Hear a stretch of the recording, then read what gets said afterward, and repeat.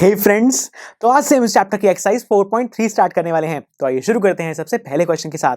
Friends, first question के अंदर मुझे 4 पार्ट्स में 4 क्वाड्रेटिक इक्वेशंस गिवन हैं और मुझे कहा गया है कि अगर इन क्वाड्रेटिक इक्वेशंस की रूट एग्जिस्ट करती हैं तो मुझे उन रूट्स को फाइंड आउट करना है by using the method of completing the square.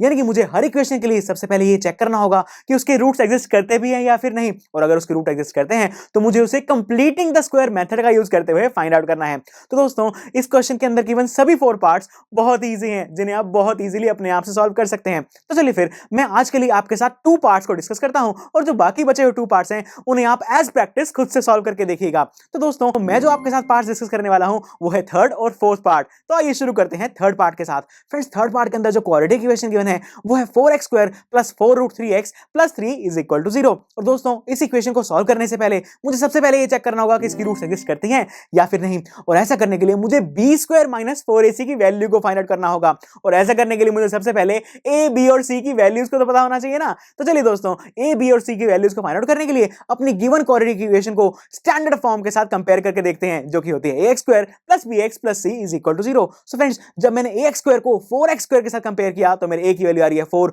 बिल्कुल इसी तरीके से प्लस bx को प्लस 4√3x के साथ कंपेयर करने के बाद मेरे पास b की वैल्यू आई है 4√3, और बिल्कुल इसी तरीके से c को +3 के साथ कंपेयर करने के बाद मेरे पास c की वैल्यू आ रही है 3। तो दोस्तों, इसी के साथ मेरे पास मेरे a, b और c की वैल्यूज आ चुकी है। तो आइए b² - 4ac के अंदर इन वैल्यूज को सब्स्टिट्यूट करके ये चेक करते हैं कि गिवन क्वाड्रेटिक इक्वेशन के जो सॉल्यूशंस हैं वो एग्जिस्ट भी करते हैं या फिर नहीं। तो दोस्तों, सबसे पहले मेरे पास b² यानी कि 4√3 का स्क्वायर -4 × a यानी कि 4 × c यानी कि 3। तो दोस्तों, मैंने जब यहां पर सॉल्व किया तो मेरे पास 4√3 का होल स्क्वायर आ रहा है 48, और जब मैंने -4 × 4 × 3 को सॉल्व किया तो मेरे पास आ रहा है -48। और दोस्तों, 48 - 48 विल गिव मी 0, यानी कि मैं कह सकता हूं कि जो मेरा b² - 4ac है उसकी वैल्यू 0 आ रही है। इसका मतलब मेरी गिवन क्वाड्रेटिक इक्वेशन के सॉल्यूशंस एग्जिस्ट करते हैं, क्योंकि हम जानते हैं कि जो b² - 4ac है जब भी उसकी वैल्यू 0 के इक्वल या फिर 0 से ज्यादा होती है तो मेरी गिवन क्वाड्रेटिक इक्वेशन के सॉल्यूशंस एग्जिस्ट करते हैं, क्योंकि इस केस के अंदर b² - 4ac की वैल्यू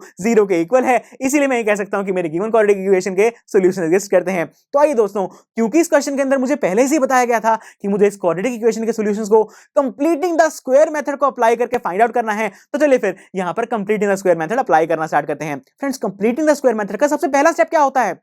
राइट, सबसे पहले हमें x² के कोएफिशिएंट को 1 बनाना होता है, और ऐसा करने के लिए मैंने क्या किया, मैंने सभी टर्म्स को 4 से डिवाइड कर दिया, और जब मैंने सॉल्व किया तो मेरे पास मेरी इक्वेशन आ रही है x² + √3x + 3/4 = 0। तो दोस्तों, अब मेरे पास यहां पर x² का कोएफिशिएंट तो 1 बन चुका है। इसका मतलब अब मैं इस इक्वेशन को बहुत इजीली a + b का होल स्क्वायर या फिर a - b का होल स्क्वायर बना सकता हूं। तो दोस्तों, आइए इस इक्वेशन को a + b या फिर a - b का होल स्क्वायर बनाना स्टार्ट करते हैं। दोस्तों, मैं देख पा रहा हूं कि जो मेरी आइडेंटिटीज हैं दोनों के अंदर ही सबसे पहली टर्म है a², और जो मेरी गिवन क्वाड्रेटिक इक्वेशन है उसके अंदर सबसे पहली टर्म है x², यानी कि मैं x² को a² के साथ डायरेक्टली कंपेयर कर सकता हूं। तो इसलिए मैंने x² को तो ऐसे लिख दिया। तो दोस्तों, यहां पर क्योंकि मैंने a² को x² के साथ कंपेयर किया है तो यहां पर मेरे a की वैल्यू क्या होगी? राइट, यहां पर मेरा a होगा = x, यानी कि दोस्तों मेरे a की वैल्यू तो x आ गई। चलिए आगे बढ़ते हैं। इसके बाद जो सेकंड टर्म है वो है √3x, x का मतलब a, यानी कि मैं कह सकता हूं कि जो मेरी सेकंड टर्म है उसके अंदर a आ रहा है, और अगर मैं अपनी आइडेंटिटी की बात करूं तो उसके अंदर 2ab ही ऐसी टर्म है जिसके अंदर a² के अलावा भी a आता है, यानी कि दोस्तों जो मेरी सेकंड टर्म है उसे मैं 2ab बना सकता हूं। लेकिन अगर मैं ध्यान से देखूं तो जो मेरी सेकंड टर्म है वो प्लस वाली है, यानी कि एक पॉजिटिव टर्म है। इसका मतलब मैं इस मिडिल टर्म को +2ab बना सकता हूं, -2ab नहीं बना सकता। इसीलिए मैं अपनी क्वाड्रेटिक इक्वेशन को a + b का होल स्क्वायर बनाने की कोशिश करूंगा। तो चलिए दोस्तों, अब अपनी मिडिल टर्म को 2ab बनाने की कोशिश करते हैं। फ्रेंड्स, सबसे पहले मैंने लिखा 2 × a यानी कि x × b, लेकिन दोस्तों यहां पर मेरे पास b की वैल्यू तो नहीं है। लेकिन मुझे इतना तो जरूर पता है कि ये जो 2 × x × b है it should be equal to √3x, और जैसे ही मैंने इन दोनों टर्म्स को इक्वल रखा तो मेरे x से x कैंसिल हो गया, और सॉल्व करने के बाद जो मेरी b की वैल्यू आ रही है वो आ रही है √3/2, और ये वैल्यू आते ही मैंने अपनी गिवन क्वाड्रेटिक इक्वेशन के अंदर b की वैल्यू को सब्स्टिट्यूट कर दिया, और जो मेरी लास्ट टर्म बच गई है 3/4 उसे मैंने एज इट इज लिखा = 0। तो पहले से मेरे पास था ही, यानी कि दोस्तों आप देख पा रहे होंगे कि मेरे पास a² और +2ab की टर्म्स तो आ चुकी हैं, लेकिन बाकी बचा क्या? राइट, बाकी बच गया मेरा प्लस बी स्क्वायर। तो मेरे पास यहाँ पे प्लस बी स्क्वायर तो है नहीं।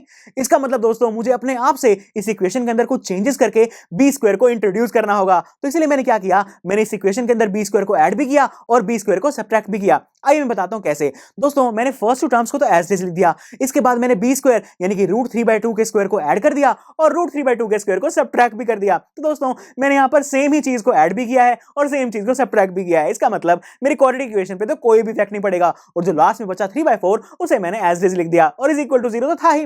दोस्तों अब आप यहां पर देख पा रहे होंगे कि जो मेरी इक्वेशन बन रही है उसके अंदर जो फर्स्ट 3 टर्म्स हैं वो आपको a square plus 2ab plus B square जैसी नहीं दिखाई दे रही। और ये जो a square plus 2ab plus B square है ये क्या होता है, right, it is equal to a plus B का होल स्क्वायर। यानी कि मैं कह सकता हूं कि जो मेरी फर्स्ट 3 टर्म्स हैं उन तीनों को कंबाइन करके मैं x प्लस 3/2 का होल स्क्वायर लिख सकता हूं और जो बाकी जो लास्ट की 2 टर्म्स बची उन्हें मैंने एज इट इज लिख दिया इज इक्वल टू 0। और दोस्तों क्योंकि मैं यहां पर x की वैल्यू निकालना चाहता हूं इसलिए मैंने लास्ट 2 टर्म्स को राइट हैंड साइड पर ट्रांसफर किया और उन्हें सॉल्व करना स्टार्ट किया। फ्रेंड्स सबसे पहले जो मेरे पास √3/2 का होल स्क्वायर आ रहा है उसे सॉल्व करके मेरे पास आया है 3/4। तो मैं देख पा रहा हूं कि मेरे राइट हैंड साइड में आ रहा है 3/4 माइनस 3/4। दोस्तों 3/4 में से हम 3/4 ही माइनस कर देंगे तो हमें क्या बचेगा, राइट, हमें मिलेगा 0। यानी कि मैं कह सकता हूं कि जो मेरी इक्वेशन बन रही है वो बन रही है x प्लस √3/2 का whole square is equal to 0।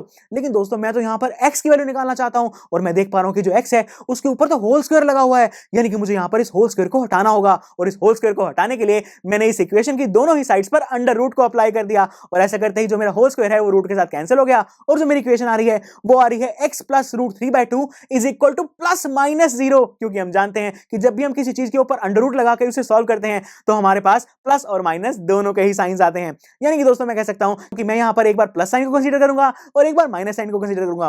Friends जब मैंने यहां पर प्लस साइन को कंसीडर किया तो मेरे पास मेरी इक्वेशन बनकर आ रही है x plus √3/2 is equal to 0 और जब मैंने माइनस साइन को कंसीडर किया तो मेरे पास इक्वेशन आ रही है x plus √3/2 is equal to minus 0। लेकिन दोस्तों प्लस 0 हो या माइनस 0 क्या हमें कोई फर्क पड़ता है, नहीं, बिल्कुल भी नहीं। तो इसलिए मैंने इन दोनों ही साइंस को इग्नोर करके सिर्फ 0 लिख दिया इनकी जगह पे और मैं देख पा रहा हूं कि दोनों इक्वेशंस को सॉल्व करने के बाद मेरे पास x की सेम वैल्यूज आ रही हैं जो कि है माइनस √3/2। यानी कि मैं कह सकता हूं कि जो मेरी गिवन क्वाड्रेटिक इक्वेशन थी उसकी दोनों ही रूट सेम है जो कि है x is equal to minus √3/2। और दोस्तों इसी के साथ कंप्लीटिंग द स्क्वायर मेथड को अप्लाई करते हुए हम अपने गिवन क्वाड्रेटिक इक्वेशन को सॉल्व कर लिया है। तो चलिए दोस्तों अब बढ़ते हैं हमारे फोर्थ पार्ट की तरफ और फोर्थ पार्ट के अंदर जो क्वाड्रेटिक इक्वेशन गिवन है वो है 2x² plus x plus 4 is equal to 0। तो दोस्तों सबसे पहले मुझे इस इक्वेशन के लिए भी ये चेक करना होगा कि इस इक्वेशन के रूट्स एग्जिस्ट करते भी हैं या फिर नहीं। और ऐसा करने के लिए मुझे सबसे पहले a, b और c की वैल्यूज को आइडेंटिफाई करना होगा और ऐसा करने के लिए मैं अपनी गिवन क्वाड्रेटिक इक्वेशन को ax² plus bx plus c is equal to 0 यानी कि अपनी स्टैंडर्ड फॉर्म के साथ कंपेयर करूंगा। सो फ्रेंड्स जब मैंने ax² को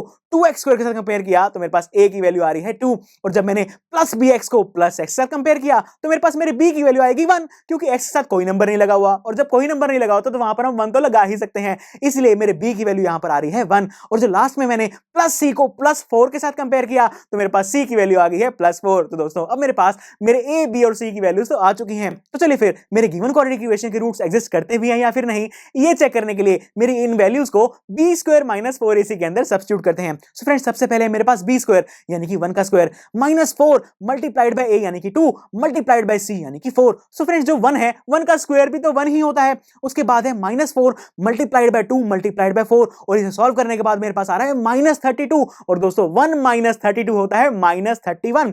यानी कि मैं कह सकता हूं कि जो मेरा b² माइनस 4ac है उसकी वैल्यू मेरे पास माइनस 31 आ रही है विच इज लेस देन 0। यानी कि दोस्तों मेरे b² माइनस 4ac की वैल्यू लेस देन 0 आ गई। इसका मतलब दोस्तों जो मेरी क्वाड्रेटिक इक्वेशन है उसके तो रूट्स एग्जिस्ट ही नहीं करेंगे क्योंकि b² माइनस 4ac की वैल्यू जब भी लेस देन 0 आती है तो मेरी गिवन क्वाड्रेटिक इक्वेशन के रूट्स एग्जिस्ट करते ही नहीं है।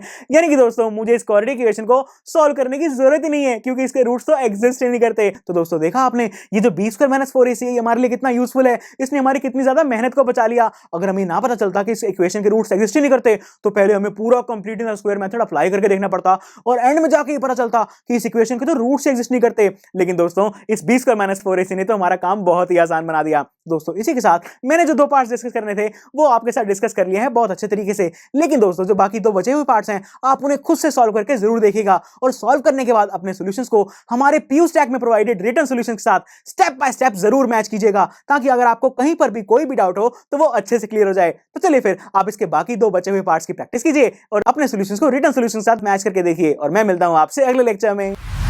आई एम श्योर स्टूडेंट्स, आपको ये लेक्चर काफी पसंद आया होगा और ऐसे ही मजेदार तरीके से अपने हर एक कॉन्सेप्ट क्लियर करने के लिए डाउनलोड कीजिए पीयू स्टैक ऐप को, जहां पर आपके पास और भी बहुत सारे ऑप्शंस होंगे, जैसे कि back exercise solutions, tip videos, sample papers and much more. So what are you waiting for? Download the app now.